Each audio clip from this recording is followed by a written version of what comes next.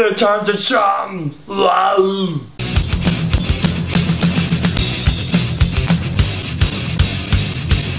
The Expendables 3. So The Expendables 3 is the sequel to the past two Expendables movies, and I guess it kind of expands on the concepts of 80s action heroes just kicking ass and going up against another kind of 80s villain, like star Sylvester Stallone, Terry Crews, Jet Li, Jason Statham, Randy Couture, Dolph Lundgren, and so many other people among this 80s action orgy that we have. And some new guys against a new villain, Conrad Stovacks, who is played by Mel Gibson. If you guys can hear outside, it is raining like crazy outside. I was really looking forward to Expendables 3. It looked like it was gonna be the most fun this summer, although after seeing Guardians of the Galaxy, I highly doubted that Expendables 3 could come even close to where Guardians of the Galaxy had set the bar up so high.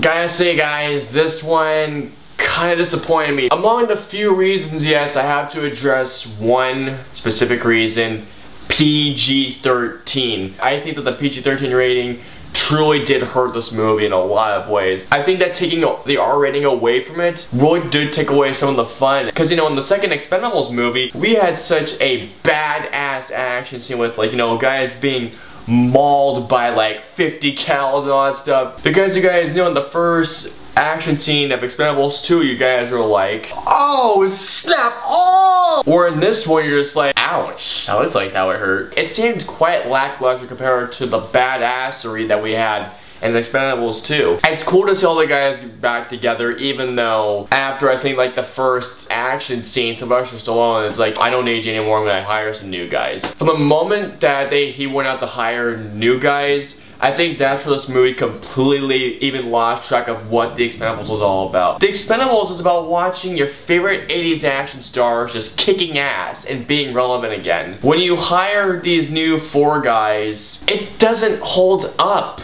That concept of having 80s action stars is not there anymore. Now it's just a bunch of guys who are just shitty actors. The first and ending action sequences are the best parts about the entire movie, along with the performances from Wesley Snipes, who did a kick-ass job. But really, the show in this movie I thought was Mel Gibson as the villain. He did so good. Where Jean-Claude Van Damme looked like he was having fun in the second movie, it's as if Mel Gibson was like, guys, step aside, I'm gonna bring in some legit acting in this movie. And by God, he did. As well as, you know, Terry Crews, you know, still fun even though he wasn't in it for that long. The acting from the new actors was crap. First of all, you have the guy that raped Hercules. You also have two other guys who I don't remember. And you have another girl, Ronda Rousey, who is a MMA fighter. Her first introduction scene, there was a part where she was walking towards the camera, and the way she did it, I almost busted out laughing because the way how she was introduced into fighting scenes. Not to mention that some of the fights in this film are not very good. This is the thing I want you guys to think about. The same guy who directed this is attached to direct the remake of The Raid. To Patrick Hughes, stay away from The Raid. And it's good to see that two of my favorite Expendables are pretty much sidelined for like 75% of the movie. Jet Li in particular, whenever he was gonna be in it, I was like, yeah, I get to see him kick ass even more. Jet Li has less screen time in this one than he did in the second one. He has no room to even be in this movie at this point. When you guys notice the editing, this is a movie that I believe was shot to be rated R, but Sylvester Stallone was like, no, let's edit out all the shots so that it can be PG-13 rating. And by the way guys, the last action sequence, turn your brain off completely, otherwise you're gonna be like, that's not gonna work like that. That's definitely not gonna work like that. Okay, helicopters cannot do that. I'm telling you guys, leave all logic out of the movie theater. Oh yeah, and Antonio Banderas, I have to mention them.